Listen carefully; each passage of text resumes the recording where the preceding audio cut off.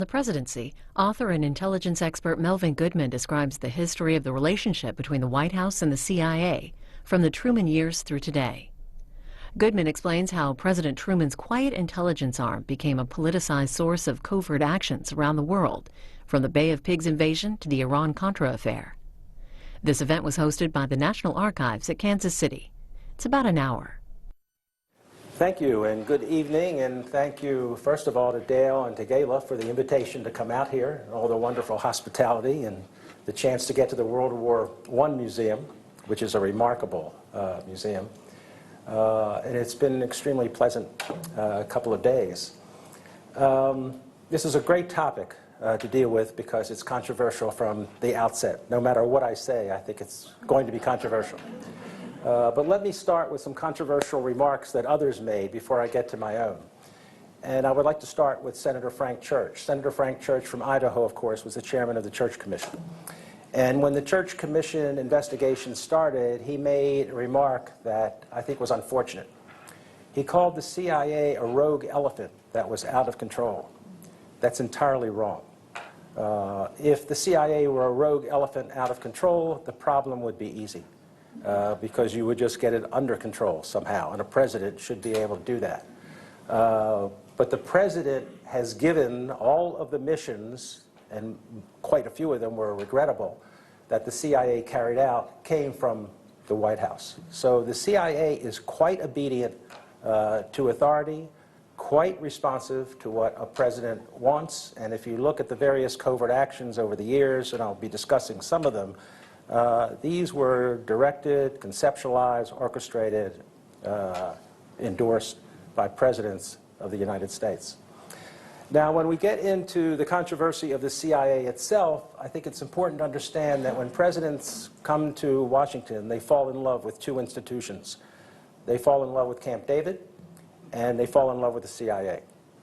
And when they fall in love with the CIA, unfortunately, it's with the clandestine aspect of the CIA. It's clandestine operations, and it's covert action that they fall in love with. Harry Truman was an exception to this, and I'll discuss that in a minute.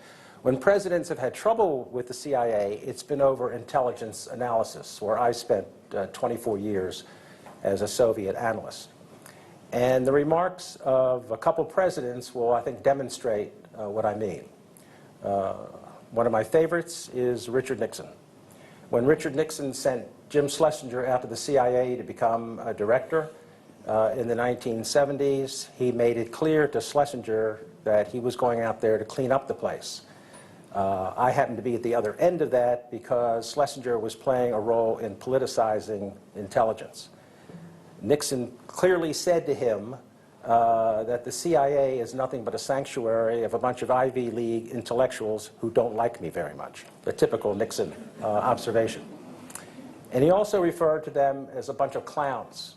And so what he wanted to know was, what in the world do all those clowns do out there anyway? And it was Schlesinger's job to settle this problem. And one of the first things he did was to bring together all of the Soviet analysts. I was a Soviet analyst at the CIA, and he said, I want this agency to stop screwing Richard Nixon.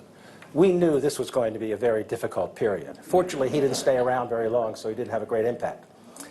The other president who I think has made fascinating remarks about everything, but also the CIA, was, of course, Lyndon Johnson.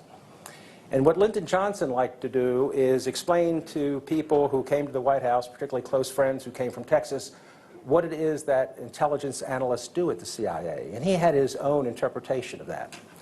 And one of the ways he expressed what CIA analysts do was to compare it to when he was on the farm and he had a favorite cow named Bessie. And he would get Bessie in her stanchion, and he would pull up a stool, and he would get a pail of milk from Bessie. But if he wasn't paying attention, it often happened that Bessie would take her shit-smeared tail and run it right through that pail of milk. He said, that's what intelligence analysts do. I'll have a great program, I'll have a great policy, and they come along with their analysis. And I think what both Nixon and Johnson were talking about was the CIA criticism in its intelligence estimates of what we were doing in Vietnam. Vietnam is an unwinnable war. Harry Truman did not fall in love with the CIA. He may have created the CIA, but he did not fall in love with it, and by 1963 he wrote a very important op-ed describing the problems of the CIA, which is relevant to today's situation. It was clear after World War II that we were going to have a central intelligence agency for two very good reasons. One was Pearl Harbor. In the case of Pearl Harbor, we had broken the Japanese military code, so we knew that the Japanese were going to war against the United States. We knew they were going to break relations with the United States, indicator of war. We knew that the embassy had been directed to destroy all of their sensitive information in Washington, another indicator of war. This information did not get to the right people.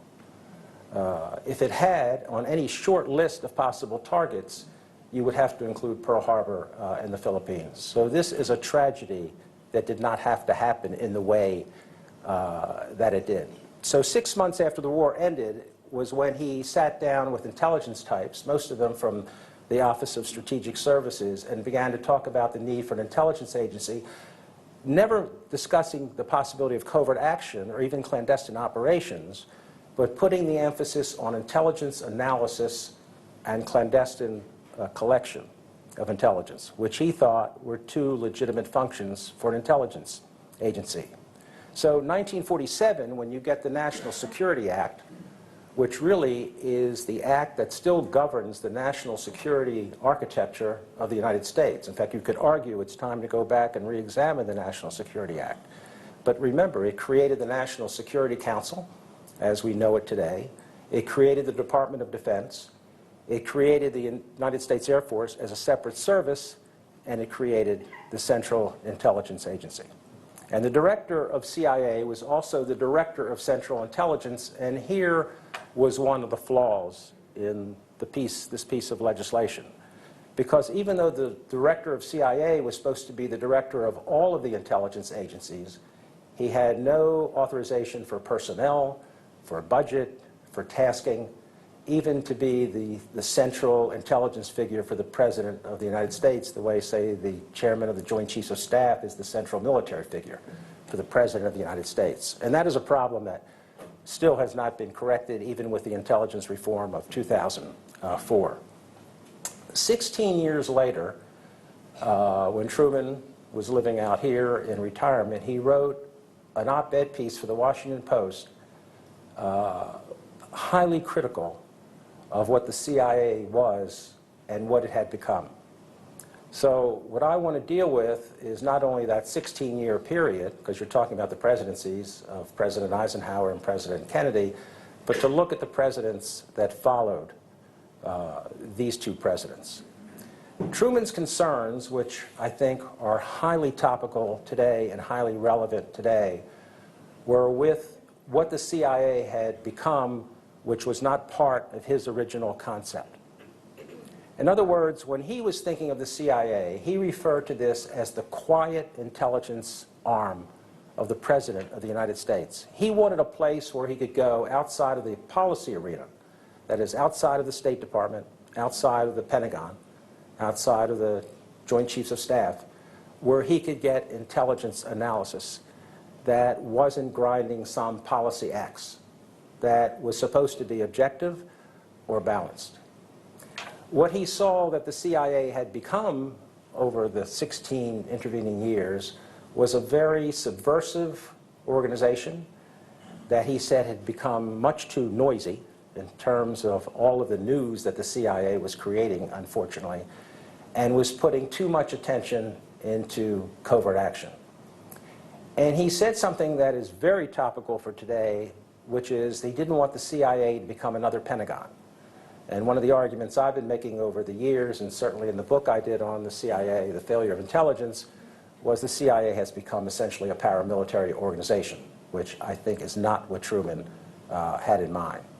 And the one thing that Truman understood that presidents after Truman did not concern themselves with is that if you have an organization that conducts covert action is part of policy. So already you've tainted the intelligence, you've tainted intelligence collection, because covert action is in support of policy and comes directly from the White House in support of a very specific policy. So what happened in the 16-year period? Eisenhower is an interesting study in this regard because when we think of Eisenhower, we think of all of the warnings he gave about overuse of the military, which were valid warnings and remain valid warnings to this day.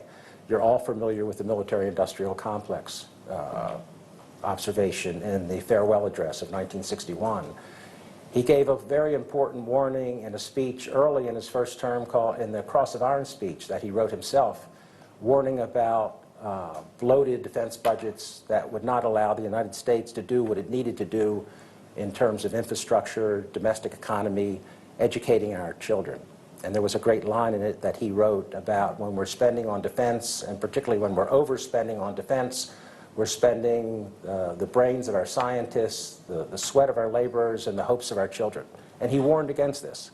And he also warned that any era or period of global war or permanent war, such as the one we're in now, would lead to definite limitations in personal liberty. And you could argue that's exactly what's happened over the past 10 years. But nevertheless, Eisenhower is the president who started the CIA down this trail of covert activity.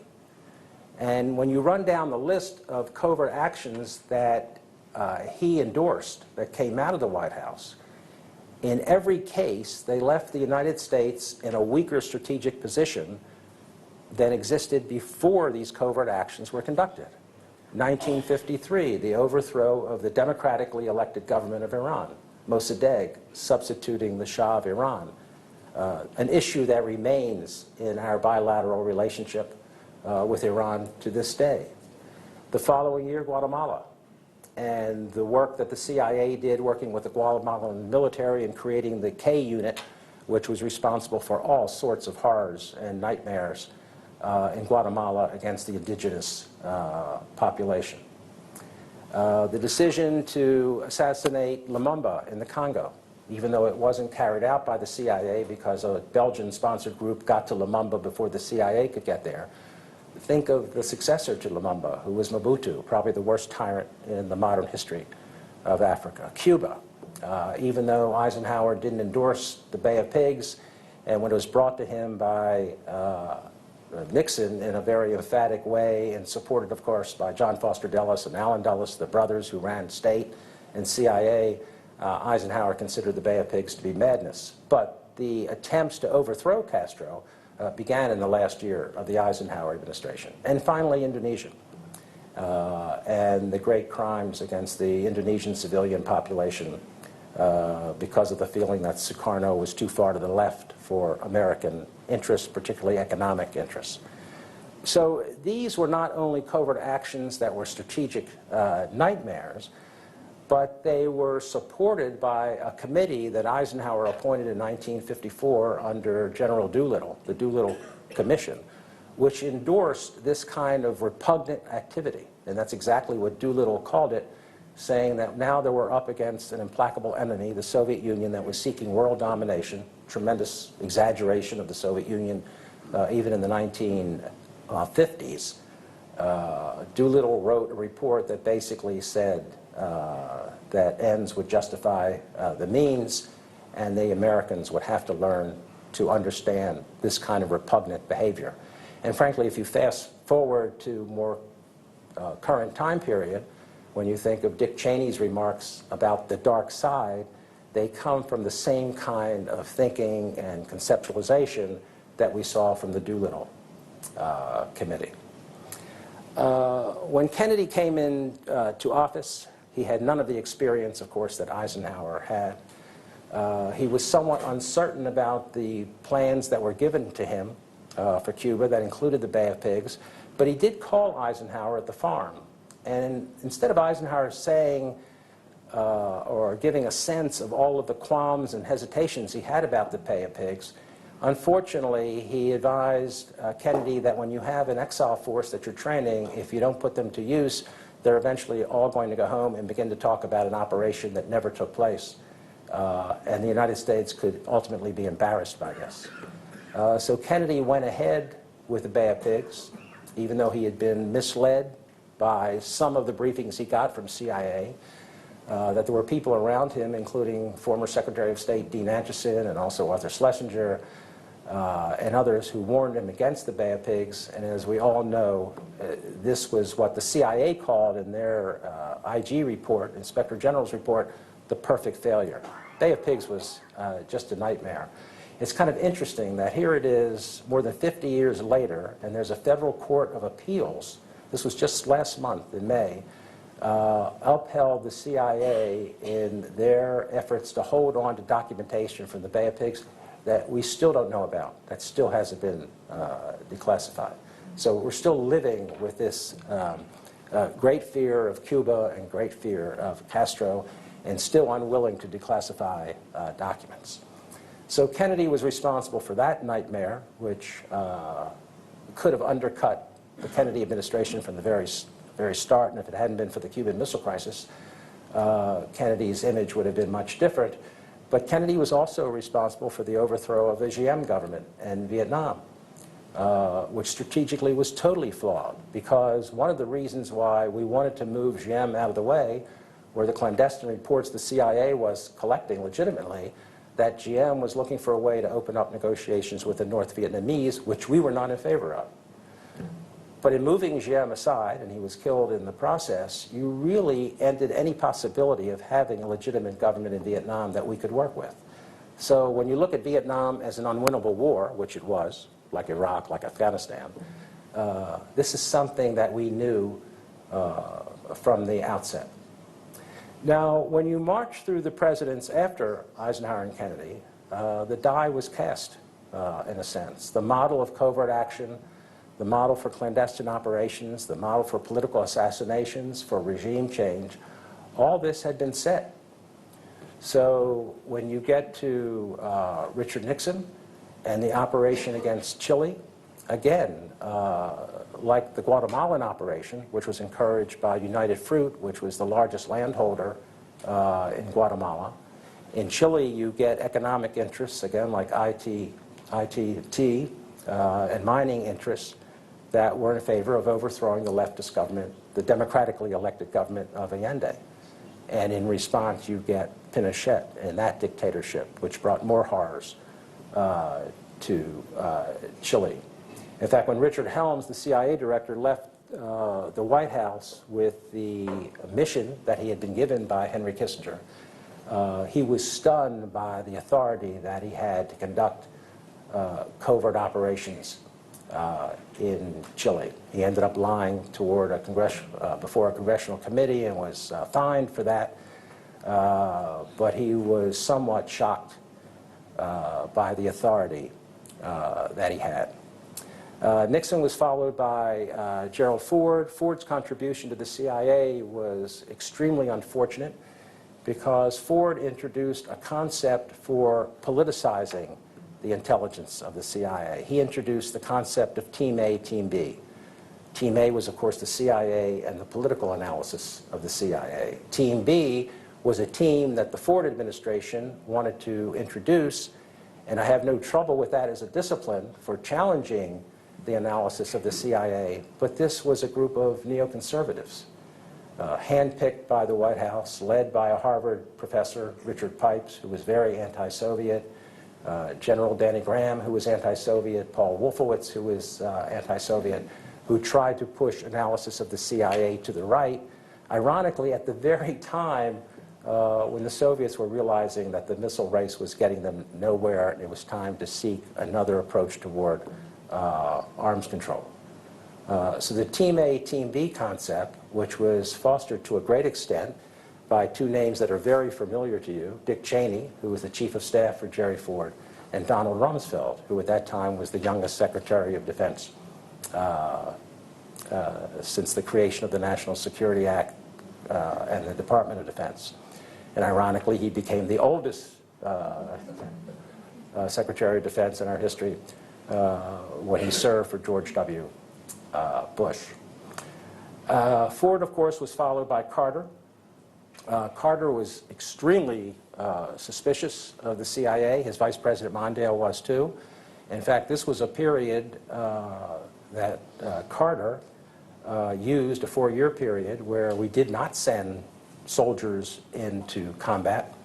And until the last year of his administration, there was really a walking away, or at least a great reduction in covert action. That all changed in 1979 when, of course, the Soviets invaded Afghanistan, when I think we reacted very vigorously and probably unwisely. I think it was Napoleon who once said, when your adversary is doing something stupid, leave them alone. Well, the Soviets were certainly doing something stupid. Unfortunately, we replicated all of that, and now we're finding our way out of Afghanistan. But we started covert action in Afghanistan before the Soviets invaded, and I've always been convinced that Zbigniew Brzezinski, who was the national security advisor for Jimmy Carter during this period, was hoping to introduce covert action as a way of bringing the Soviets into Afghanistan. And I've often felt that the Soviets were convinced that with the United States being forced out of Iran in 1979, that we as a country would not accept that strategic setback and would find a way to get back. And the Soviets felt it might be a good idea to be positioned in Afghanistan for at least a period of time. But in any event, that period, a 10-year period, was a nightmare for the Soviet Union, building up to 100,000 troops, and we repeated everything they did. Again, over a decade, 100,000 troops, trying to create a central government in a country that's never had a centralized form of government. Carter was, of course, followed by Reagan, and you probably had as much harm done and misuse of the CIA by President Reagan than any other president, with the possible exception of George W. Bush, and I'll come to him in a minute. When you look at Iran Contra, and it has always been a subject of conjecture about how much Reagan really knew and understood about Iran Contra, but the fact of the matter is these were Reagan's people. Bill Casey, the director of Central Intelligence, who was the first director ever put on a president's cabinet, which is something Truman never would have approved of because that's a policy organization and the CIA was not supposed to be part of policy.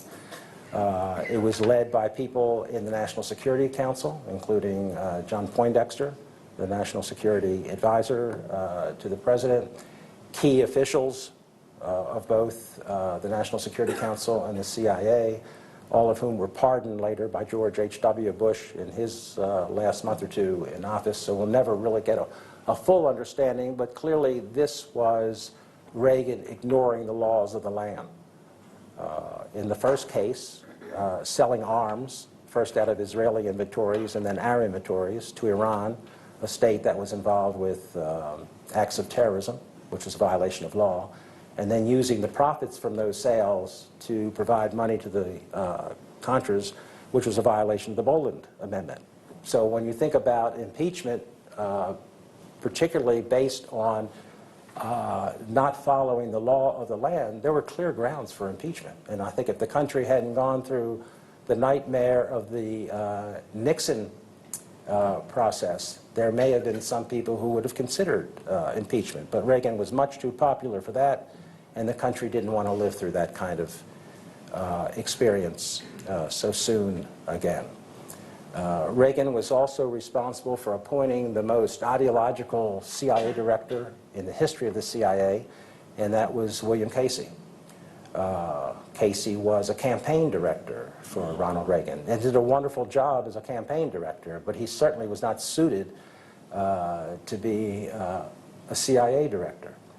In fact, in the 1970s, when I worked at the State Department and Kissinger came over to State to become not only the National Security Advisor, but also the Secretary of State, he was being taken around the building and he saw a plaque on one of the doors, William Casey, Undersecretary for Economic Affairs.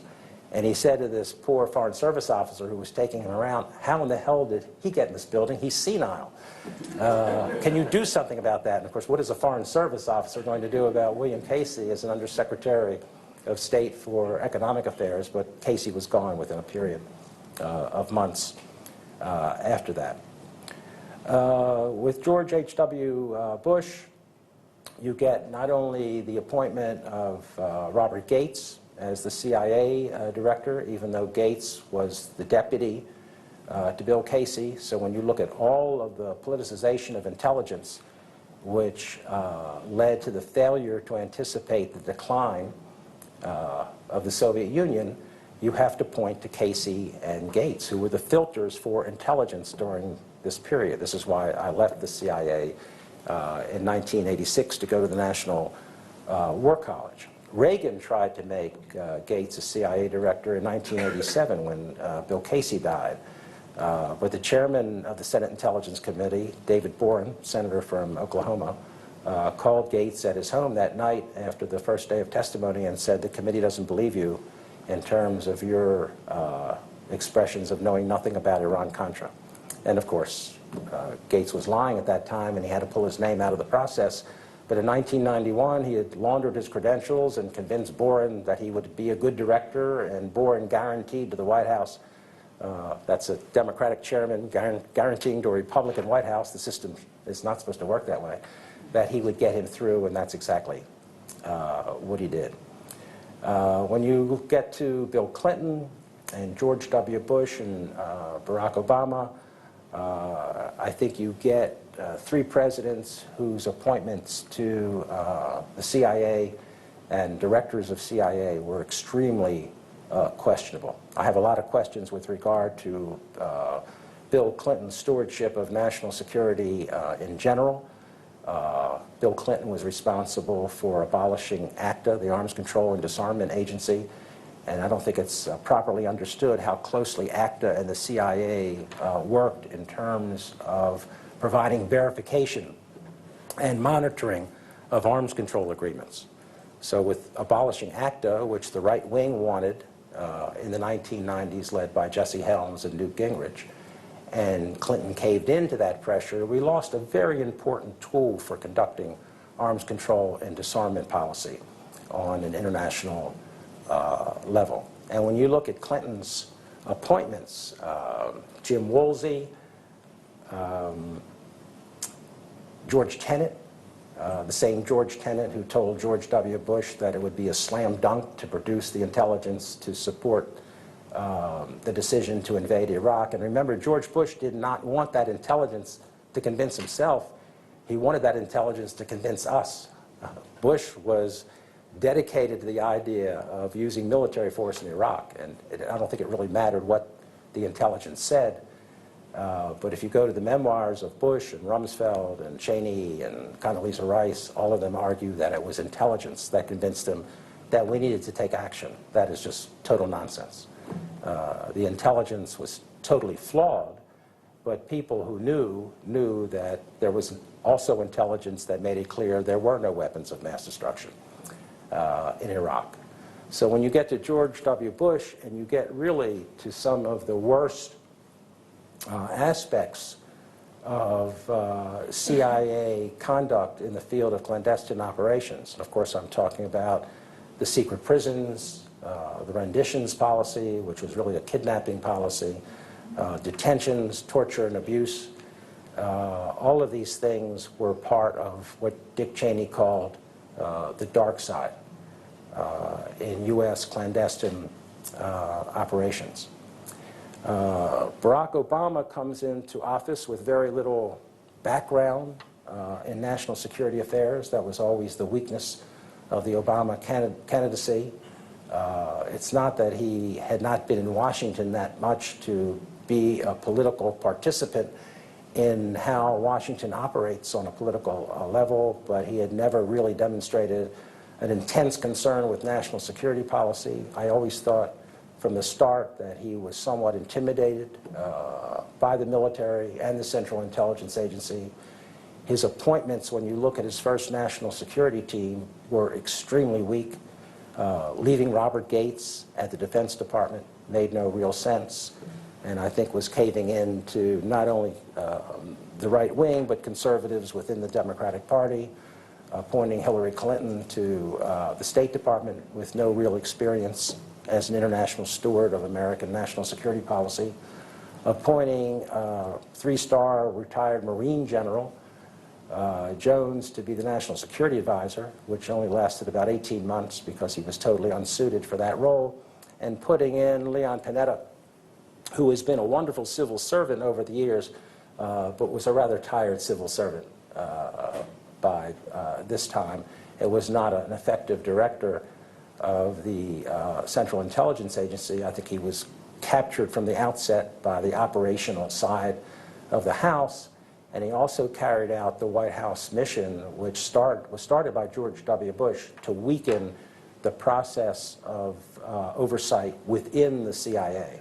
And remember, the role of the statutory inspector general of the CIA was an extremely important position. It was created by one of the reforms after Iran Contra, when the CIA for the first time got a statutory IG as opposed to just a regular inspector general. In other words, this was an inspector general appointed by the President of the United States, which gave that individual a tremendous amount of clout. And when you think of the work that was done by the statutory IGs over the years, particularly the reports on 9/11, a lot of the reports that we haven't seen yet, the reports that dealt with detentions policy and renditions policy, work that fed into the Senate process, which produced a 6,000-page report that unfortunately the CIA is dragging its heels on in terms of sanitizing for the American public. I think we're entitled to see that report, and I think Senator Feinstein should fight harder in getting it released, and I think Obama should allow whatever redactions are needed, but get that paper out. We need to see what happened in our name during the global war on terror. The problem in presenting this talk the way I have, it has been highly negative. And I'm not saying that there weren't successes, but I think the point I wanted to make is the one of presidential misuse of the Central Intelligence Agency. There have been good directors. General Smith for President Truman was a very good director. John McCone was a very honest director, and when he thought he didn't have the ear of the president, he resigned. He went back to California. Bill Colby tried to expose a lot of the excesses of CIA behavior, and Admiral Stansfield Turner was a very good director of CIA, but someone who was very new to the Washington community, and I think never felt really comfortable as a CIA director. And there were presidents who used CIA intelligence very effectively. And actually Richard Nixon, who was so critical of CIA analysis, used that analysis on two very important occasions. One, to start the arms control process in terms of the SALT agreement in 1972, and the ABM treaty, the Anti-Ballistic Missile Treaty, also in 1972. And without the CIA guaranteeing the verification and monitoring of those treaties, which the CIA did guarantee, something that made Helms very nervous. I was working on SALT at that time, and he called us in and said, remember, only politicians can verify an agreement. He didn't like the idea that we were referred to as the verification panel. But basically, we were taking on the Pentagon, which was against arms control, and arguing that these agreements could not be verified. So in terms of ABM and the SALT agreement and very important weapon systems, it was the intelligence of the CIA and the intelligence community in general that was essential to get arms control underway. And of course, when you think of the most important strategic initiative of any president over the last 40, 50 years, it was the strategic triangle of Richard Nixon and Henry Kissinger that would allow the United States to build better relations with both China and the Soviet Union than they had with each other. And it was CIA intelligence that provided the impetus to suggest that we could do this. And as a result, the Soviet Union would have to engage us, which they did in terms of the Treaty of Berlin and the arms control agreements, and we would end up with very good bilateral relations with both of them. So the CIA can be effective as a support instrument in this area. In terms of what needs to be done, because I'm running out of my time, I think we could do ourselves a lot of good by going back to that op-ed that President Truman wrote in December of 1963.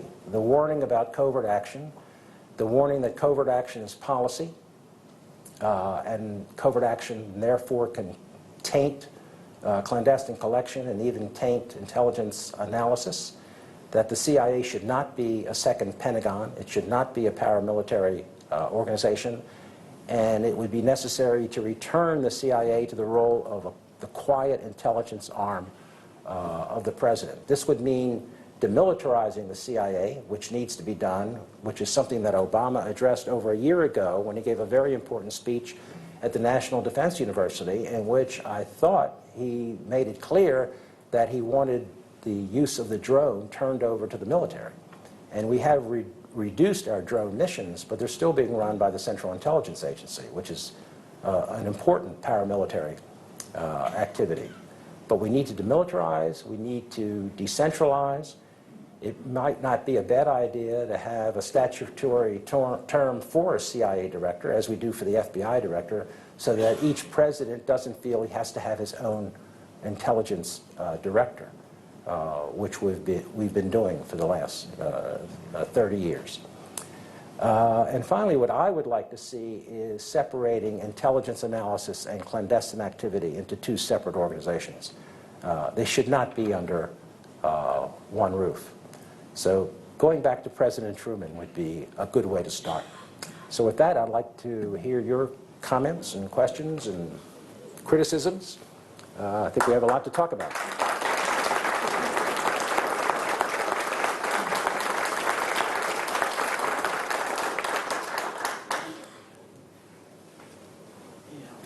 So it's usually hard to get that first question, so I usually jump to the second question.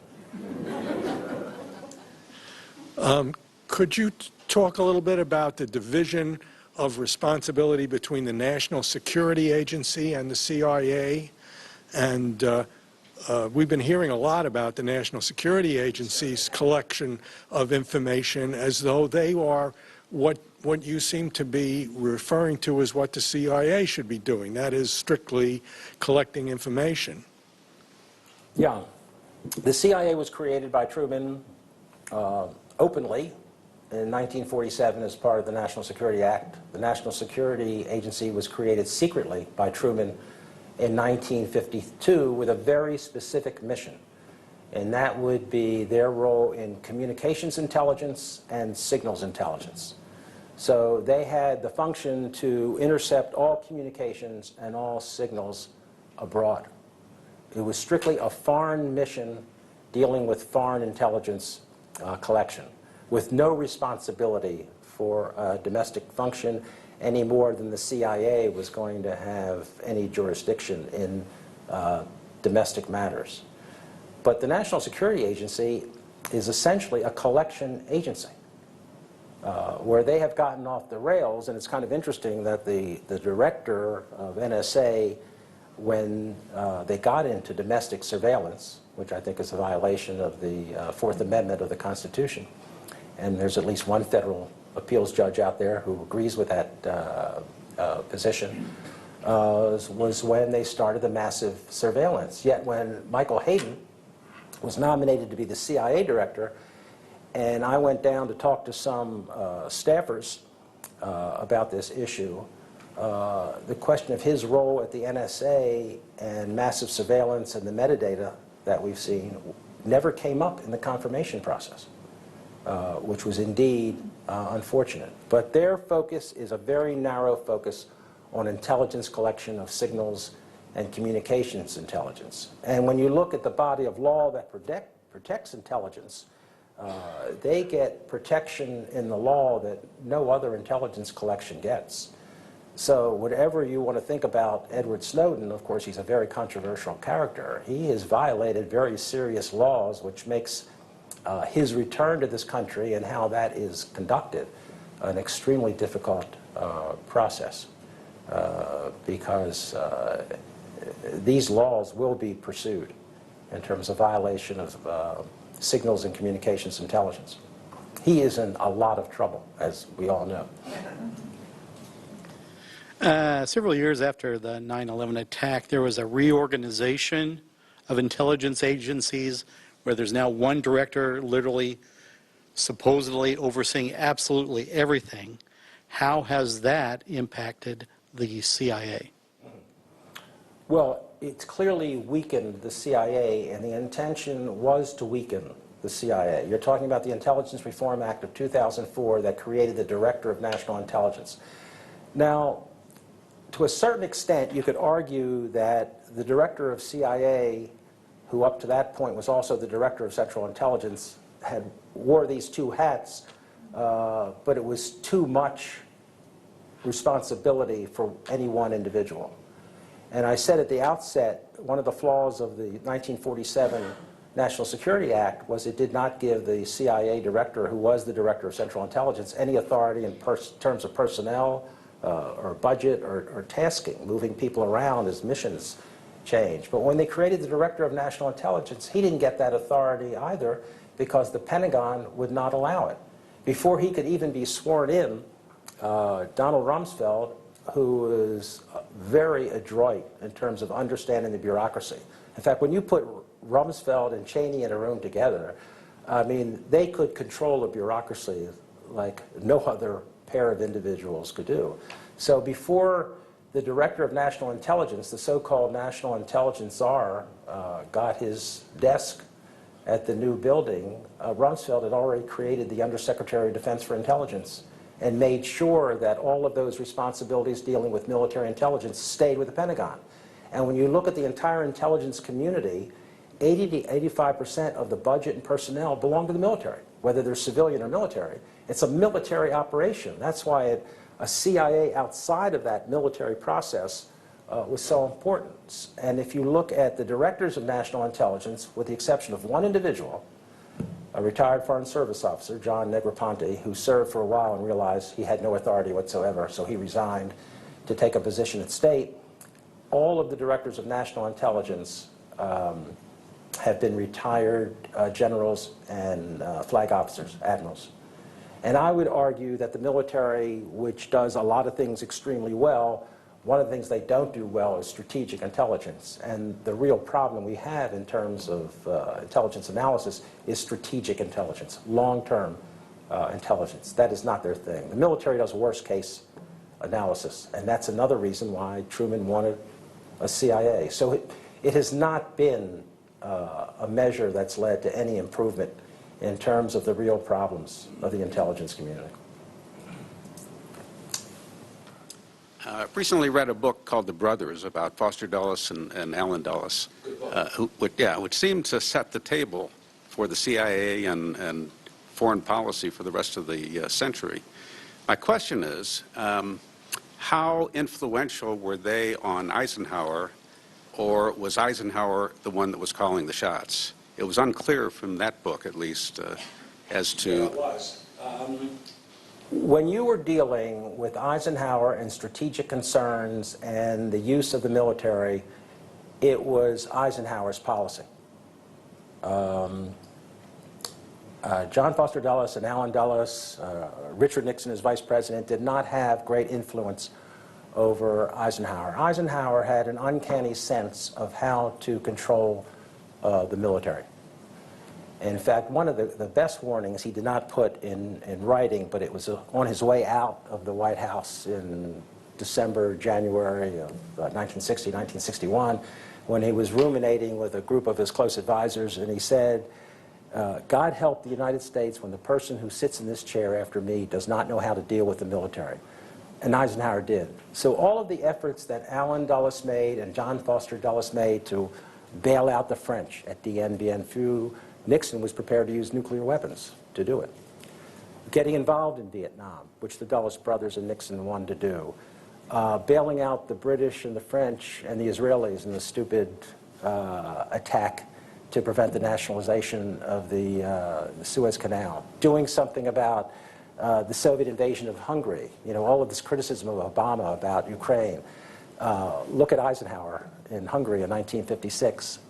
Eisenhower had no interest in any of that, and Eisenhower accepted a stalemate in Korea, which a lot of presidents probably would have been unable to do. So it was his policy, and the Dulles brothers and Nixon were not that influential. He relied on, actually, military officers to a large extent who he knew from World War II, particularly Matthew Ridgway. That was a very close relationship, the one between Eisenhower and Ridgway. But on covert action, for some reason, because I think it could be done, as he thought, cheaply and not too noisy and not too visible, and because Iran appeared to be a success in 1953, he did follow their lead on those issues, and I think serious mistakes were made. So you have a dichotomy here. You have, on the strategic side, it's clearly Eisenhower's policies over the 8-year period. The way he controlled the defense budget, for example, and kept the lid on defense spending. But on covert action and clandestine operations, they were influential, because I don't think he paid as much attention to that as he did to the strategic matters. Kind of a two-part question. On the intelligence leading up to the Iraq War, you said it was flawed. My understanding was that even Saddam's own generals believed that he had WMDs and that we were getting intelligence maybe from some of those people, which would seem to me there's nothing we could do better to make that intelligence better. And also you said there was other people who knew the intelligence was flawed. Could you clarify why they didn't, who those people were, why they didn't speak up, or what happened with that?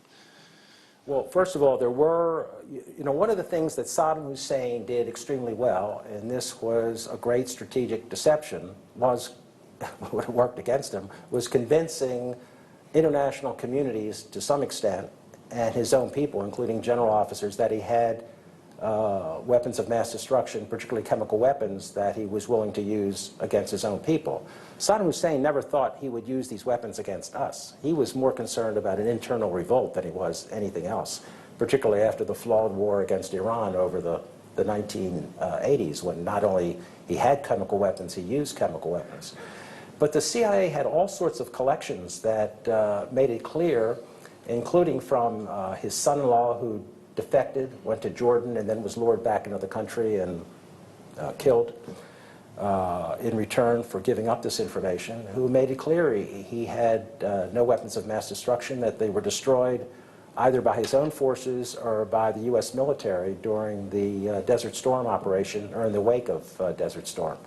So you had the former foreign minister, Ali Sabri, who said this, and the CIA ran an excellent operation in Iraq that hasn't gotten a lot of attention, sending Iraqi Americans, particularly those who had worked in scientific areas, to go back to Baghdad, an important series in Iraq, and talk to relatives who were still working in important industries in Iraq, where they could determine what Iraq had in the way of strategic weaponry. And they all made it clear they did not have this weaponry. And then you had sources reporting that was based on single source reporting that was presented as sourcing that was could be supported by other sources or other reporting. And even someone like Colin Powell, who went out to the CIA to write that speech that he gave at the UN, was lied to by the Deputy Director of CIA, John McLaughlin, in terms of how good this sourcing was. So the people who knew and the people who wanted to learn knew that there were no weapons of mass destruction. And the inspectors who went over there, people like David Kay and others, they were shocked when they found out there were no weapons of mass destruction. But clearly that was a total misuse of intelligence. It was total politicization of the intelligence product. So when you look at the estimate of October 2002 that the CIA did, and the white paper that the CIA did, which they were prevented by their charter from doing because it was the unclassified version of the estimate that went down to Capitol Hill right before the vote on the authorization to use force. There were 28 allegations. All of them were wrong. And that was the very product that was used to write Colin Powell's speech that he gave at the UN the first week of February 2003, 6 or 7 weeks before he went into the country. Well, did the president have any better information than Colin Powell had, or he believed the same? I don't think Bush cared at all about the evidence. He wasn't looking for evidence. He was collaring people from the very start, people like Richard Clarke, and it's in his book, soon after 9/11, to find out what Iraq's role was in the 9/11 attack. And not only was there no role whatsoever, but Saddam Hussein and Osama bin Laden hated each other. They were rivals in terms of the Islamic fundamentalist activity in the Middle East.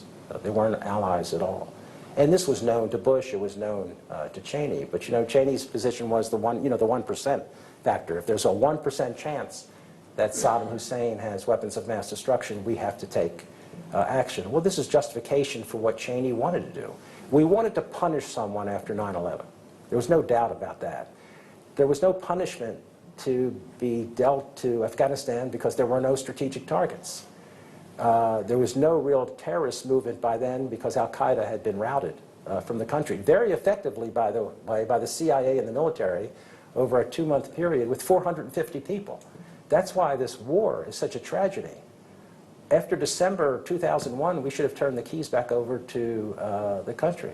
The various ethnic groups, the Tajiks particularly, who were so effective in getting the Taliban out of Kabul. And we didn't have to be there for another 12, 13 years with all the losses that we've suffered.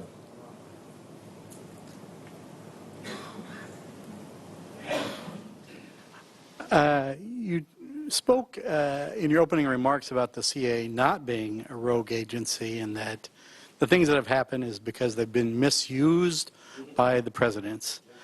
It's my perception that, at least over the last few years, they've gone before Congress and repeatedly misled the various committees. And I also feel that the committees have really practiced a hear no evil, see no evil approach towards the CIA. And so I think, in addition to the president's misusing the agency, there's also been a lack of supervision by Congress. I'd like to hear what your thoughts are on that. There's no question in my mind that the oversight process has been compromised. Now, the shocking thing to me is that in 1947, you create a secret organization, the CIA, with no oversight whatsoever. You don't have a statutory IG, you don't have an intelligence committee. It took 30 years and a series of abuses before people like Senator Church and Congressman Pike, who just died in the last 6 months in the House, the Pike Commission, realizing that you needed oversight committees. So for 30 years, the CIA was basically out there on its own hook with the support of the White House with no responsibilities to the Congress. For the first 15 years, I would argue, up through David Boren and the confirmation of Robert Gates, I think the Intelligence Committee, particularly in the Senate, was an elite group. The Senate Select Committee on Intelligence, when I testified against Gates in '91, they were, the powerhouses within the Senate were on that committee. And it was bipartisan, and you could tell it was bipartisan. But that was the turning point. And now, under both Democrats and Republicans, it's been, I think, a cat's paw for the White House. Finally, Senator Dianne Feinstein, who's done a terrible job up to now, is finally exercised because of this 6,000-page report, because she knows the CIA, as you say, was lying to the Congress. Now, I'm not saying that the CIA didn't try to play sleight of hand with the Congress, because they often did that to protect policies that they were given by the White House. But Feinstein was in a position to know what all of these obfuscations were. And I think she should still be engaged with the White House to get that report out. It has to come out. We're entitled to see it. There violations of law took place, and we have to know what they were, because they were conducted in our name as the United States of America.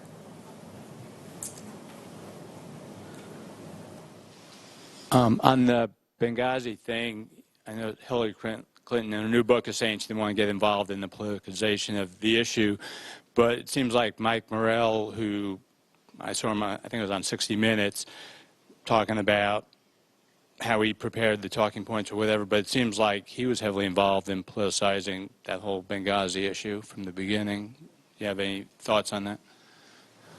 Well, the important thing about Benghazi, and I think this was a misunderstanding from the very beginning, Benghazi was not really a consulate platform. I mean, we had a consulate there. It was very small. But Benghazi was really an intelligence platform. The CIA presence in Benghazi with a very specific mission was probably 4 times as big, at least 4 times as big as the State Department presence. All the other foreign communities had taken their consulates out of Benghazi because of the fighting and the instability in Benghazi. The CIA was there to buy weapons back that had been sold to Gaddafi over the years that now were in the hands of these various militias. And it's interesting how many times the CIA has to go out to buy weapons back that never should have been provided in the first place. So when the plane flew out of Benghazi with the survivors of those attacks, from the work I did, 24 people on the plane were CIA and 6, I think, were State Department. So to me, the CIA has gotten off the hook for the security. There was a security problem in Benghazi. There's no question about that. Why was the ambassador, Chris Stevens, a very popular young ambassador in the Middle East, in Libya, why was he even in Benghazi? What business could he have been doing in Benghazi? To what degree was Secretary of State Clinton interested in showing we were successful in Libya when clearly the overthrow of Gaddafi has become a nightmare, totally counterproductive?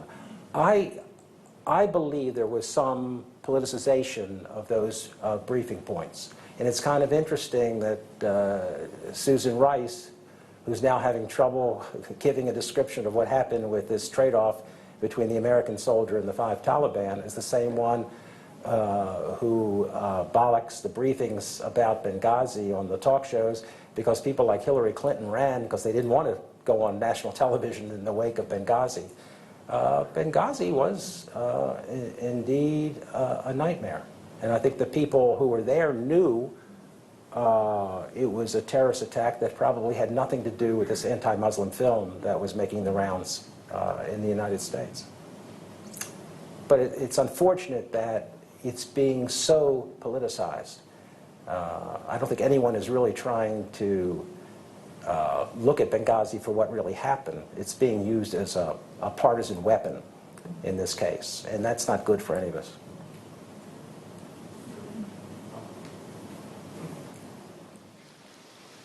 I'm told I'm to be the last questioner. Make it a good one. 2. We negotiated that I get 2. You're last. You have 3. Actually, I had about 10, but we'll just I've agreed to settle for 2. So we'll do the easy one first. Would it be your position, looking at the Central Intelligence Agency over the years, and for purpose of discussion here, assuming that it's got 2 operations, the Intelligence Division and the Operations Division, would it be your position that it shouldn't have an Operations Division? Well, I think the advantage of the Directorate of Operations is the ability to collect clandestine intelligence.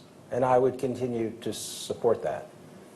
And I'm thinking of some assignments that I had where I benefited from intelligence collection that was clandestine. For example, when the Egyptians decided to kick out the Soviets in 1972, which I thought was a signal to us that they were indeed serious about an agreement with Israel, but Henry Kissinger didn't act on it. So the intelligence was spot on. And the important thing to keep in mind about intelligence collection, because the United States does a tremendous job of intelligence collection, when you look at all of the intelligence failures, going back to Pearl Harbor, before the CIA was even created, the collection was always good enough to prevent us from being wrong. The errors were always made at the analytical level. A lack of imagination, a lack of resourcefulness, just a lack of rigor. So 9/11 was an intelligence failure that could have been prevented. The collection was there. The Iraq War, the collection was there. The decline of the Soviet Union, the intelligence was clearly there, but Gates wouldn't allow the analysts to do what they needed to do with the intelligence. So the collection is quite good, and I wouldn't do away with that. What's the hard question? The hard question I'll get to in a moment. First of all, I'd like to say that I've read some of the portions of some of the books you've written, and I recommend it to everybody in here. They're just excellent. And I did not have anything to do with you saying that. That's correct. That's correct. But I figured I'd shine you on a bit before I ask you the last question, which is this. Oh, I don't know. I noticed you commented on Edward Snowden that he is in big trouble and has violated many laws. And I also noticed that you made a comment somewhere along the line that some of the things that were going on were violations of the Fourth Amendment. Is that a fair statement? Certainly. All right. If not Edward Snowden, as we know him, at this point in the life of the intelligence community, did there need to be an Edward Snowden to expose what's going on in the intelligence community? Definitely. And now, there is a contradiction between being right and being legally designed. And even Edward Snowden, in that interview he gave to Brian Williams, which I think all of you should try to see if you haven't seen it, parts of it were fascinating, made it clear that you can be right, that doesn't mean what you're doing is legal. And I think Snowden knows full well that he violated laws, but he also knows what happened to someone like Thomas Drake, who I know fairly well, who was a whistleblower at the NSA and was accused under the Espionage Act and could have spent the rest of his life in prison before a judge threw every account that the government threw at Snowden out and lectured the government that this is not the Soviet Union, this is the United States, and you can't conduct yourself this way in my court. So Snowden, the sad thing about the Snowden case is he's safer in Russia than he is in the United States. And that's an indictment of us.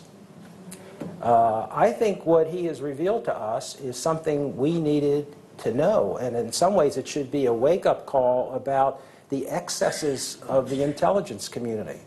And the reason why I'm critical of Obama is when he came into office, he very early on said, I'm not going to look back, I'm going to look ahead. Well, you have to have accountability for the excesses that took place, particularly under George Bush for 8 years. And this is what we don't seem to want to do. And I'm not convinced that the reform process we've put in place for the NSA and this massive surveillance and the metadata is really going to be effective. And clearly, if you look at the Foreign Intelligence Surveillance Court, that's been essentially a kangaroo court, a mouthpiece for the administration. So a lot needs to be done. And if it weren't for Snowden, we wouldn't be having this discussion. The president wouldn't be answering the charges that he's had to answer. The Congress wouldn't be proposing reforms. And judges wouldn't refer to this activity as Orwellian. So we owe Snowden something. But he faces a serious legal situation. I even question whether he should have taken an interview with Brian Williams. That right now it should be, he has a very good lawyer representing him. Plato Kacharis in Washington, who handles very big cases. So we know, or at least I think we should know, that some dialogue has started. I feel he should be brought back, that there should be some kind of plea bargain, because we have no idea what he took with him. I've talked to people who were involved with damage assessment for this case, and they do not know what he has. And he doesn't have anything now. So I think it's important to sit down with Snowden at some point to find out what's going to be compromised.